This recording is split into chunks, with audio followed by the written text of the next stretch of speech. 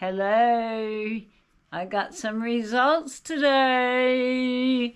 Well, let me just say I'm happy with them to start out. First of all, I'll tell you my blood results. Everything's pretty much normal. The hemoglobin, the iron, my iron's a little bit low. I need to work on that. That's all. I'm not sure. Reactive proteins, that's okay. All my general bloods are fine. Tumor markers, still going down. So my CA125 is down to 213 now, which is pretty darn good. It was when I had my bloods done in Bali, I think it was like 575. See, it was quite high then. But the last three, it's gone down, down, down, down. So it's only gone down. The last one was 239. It's gone down to 213, but it's going down.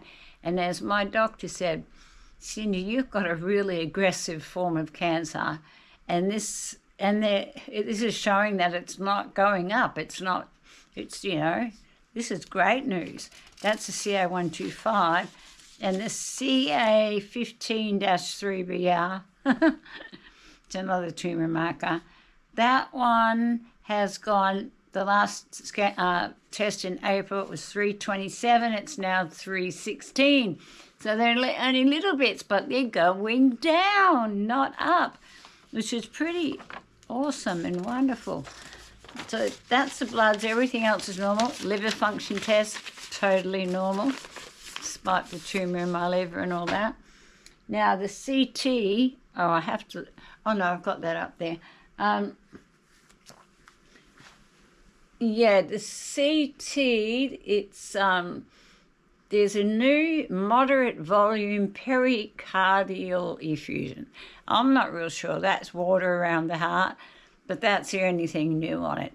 Everything else is stable. So we go to the tumour in my right breast, which is 13 millimetres, stable. Same size, has not grown. And that's great. If they're not grown, they're stable. That's great.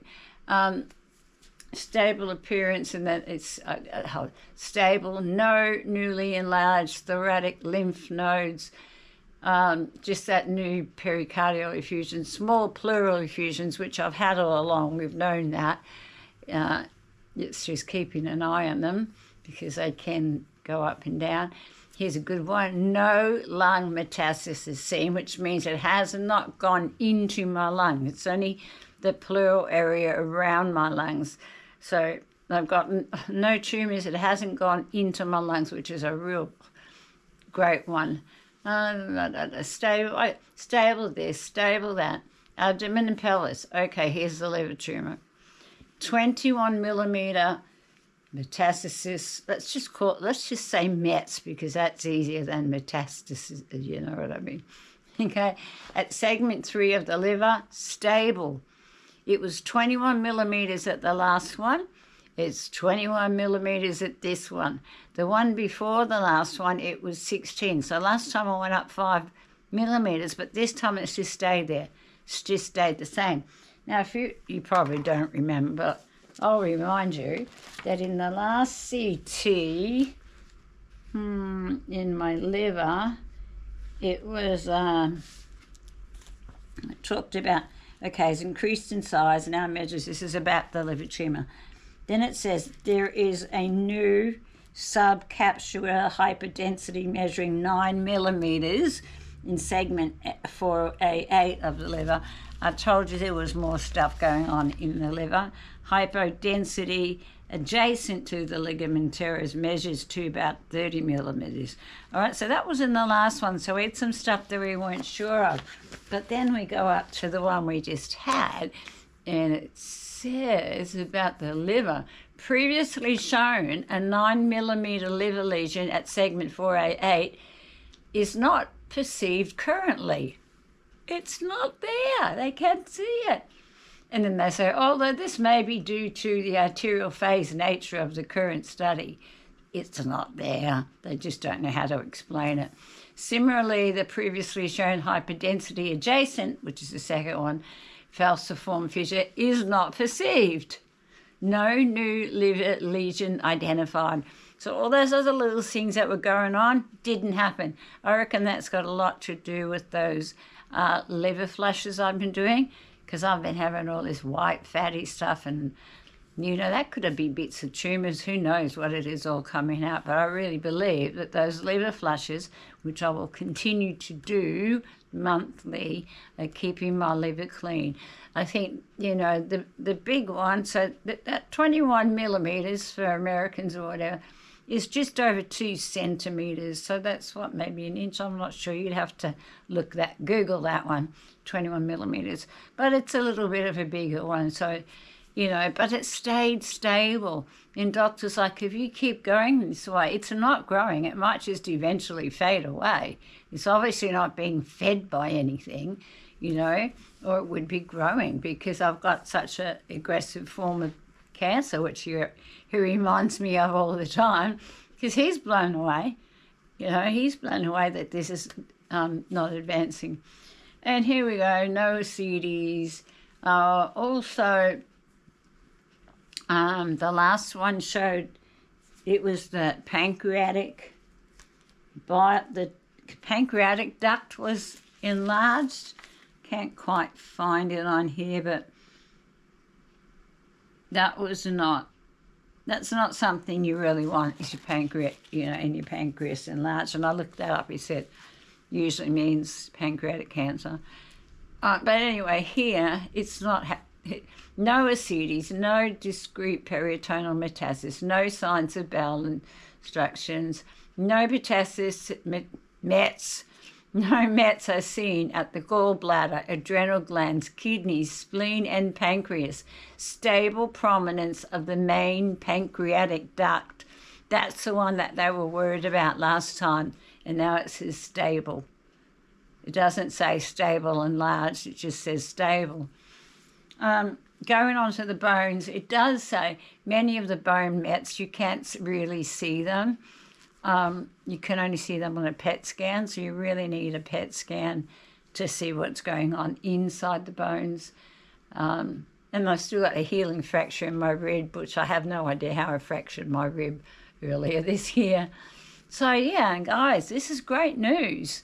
The tumours haven't disappeared or anything like that, but there's no new ones. The lump I had under my arm, which is actually, it's a lymph node. You can tell it's an enlarged lymph node, which was hard and scary. That is getting small. So that was just, Dr. Wyan said, that can be a good thing. Your lymph node's just absorbing something, keeping you well. And that didn't come up on here. It said there was no new enlarged lymph nodes or anything like that they were worried about. So, yeah, we did good. We're doing good. This stuff is working. My doctor here says, just keep doing what you're doing.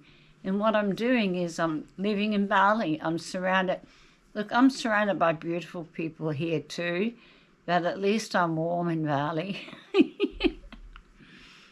and I've got the beach nearby, and it's just I've got people doing ceremony around me, and I'm doing ceremony there now too. I do my own offerings and everything. And that's going on around me all the time, in prayer. And like last week we had the blessing of the motorbikes and the cars and the machinery, and they're blessing everything. They're having ceremony all the time for so many different things. And living in that, to me, it's just beautiful. It feels like home now. Like I'm here and I'm going, I can't wait to get home to Bali. And, my children are here, my family's here, but my son came and surprised me in Bali before I left. That was wonderful, and his beautiful new girlfriend. And my grandkids have been there to see me, and my daughter comes regularly, so I think I'm seeing people more up in Bali than I actually do in Perth. That's a good thing. Anyway, I was really tired. I've had a big day, but I just wanted to get this out to you because it's good news. It's good news, I'm really excited. Yeah, I'm still tired at times, That's just my body fighting, and I need to rest. I keep getting that message. You've got to rest more. I've got that message in so many places. Here's a little something extra I'll throw in for you. I went to a clairvoyant this morning. Now, I wouldn't normally do that. I don't know why, probably because I don't trust them, and there's so many of them, and I'm not sure, but I just felt drawn to go to this lady that was suggested by a friend. And the first thing she said to me is, "Are you Catholic?" And I went, "No, definitely not Catholic."